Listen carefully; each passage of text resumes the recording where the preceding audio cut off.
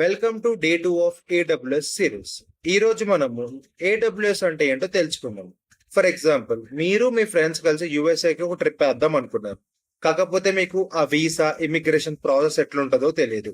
అక్కడికి వెళ్ళిందో మన బడ్జెట్ లో వచ్చే హోటల్స్ రూమ్స్ ఎక్కడ ఉంటాయో తెలియదు. మన నాలుగుకి రుచిగా అనిపించే తెలుగు ఫుడ్ ఎక్కడ ఉంటుందో తెలియదు. అక్కడ ఉన్న హిడెన్ జెమ్స్ ఎక్కడ ఉంటాయో తెలియదు. వెళ్ళాలని ఒక ఆశ మాత్రం ఉంది. అప్పుడు మీరు ఏం చేస్తారు? వీటన్నిటి గురించి మంచి అవగాహన ఉన్న వాళ్ళ దగ్గరికి వెళ్తారు. వాళ్ళని మనం ట్రిప్ ప్లానర్స్ అంటాం. వాళ్ళు ఏం చేస్తారు? ఎలా వెళ్ళాలి, ఆ వీసాని ఆ ఇమిగ్రేషన్ ఎలా క్రాక్ చేయాలి, మంచిగా అక్కడ ఎక్కడ ఉండాలి, ఆ అన్ని ఏర్పాట్లు మన కోసం ఆ ట్రిప్ ప్లానర్ చేసి దగ్గరుండి ఇండియాలో ఫ్లైట్ ఎక్కించి మళ్ళీ ఇండియాలో ల్యాండ్ అయ్యేంత వరకు మన బాధ్యత తీసుకుంటారు.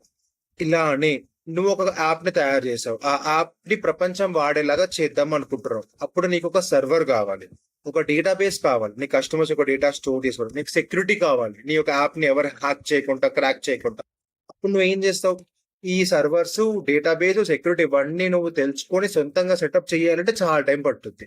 నువ్వేం చేస్తావు? అప్పుడు AWS దగ్గరికి వెళ్తావు. AWS అంటే ఏంటిది? AWS అంటే అమెజాన్ వెబ్ సర్వీసెస్. నీకు కావాల్సిన సర్వర్స్, డేటాబేస్, సెక్యూరిటీ, నీకు కావాల్సిన అన్ని ఒకటే దగ్గర వాళ్ళే 24/7 మేనేజ్ చేస్తూ నీకు అందుబాటులో ఉంటూ నీకు కావాల్సిన సర్వీస్ అన్ని ఇస్తారనమాట. This is what is known as AWS. AWS అనగా it's a cloud platform which provides you all the services that are required for IT developers and companies. This is AWS. AWS అంటే ఒక trip planar లా గుర్తుపెట్టుకోండి. Next వీడియోలో మనము EC2 అంటే ఏంటో తెలుసుకుందాం. That's all for this video. Bye.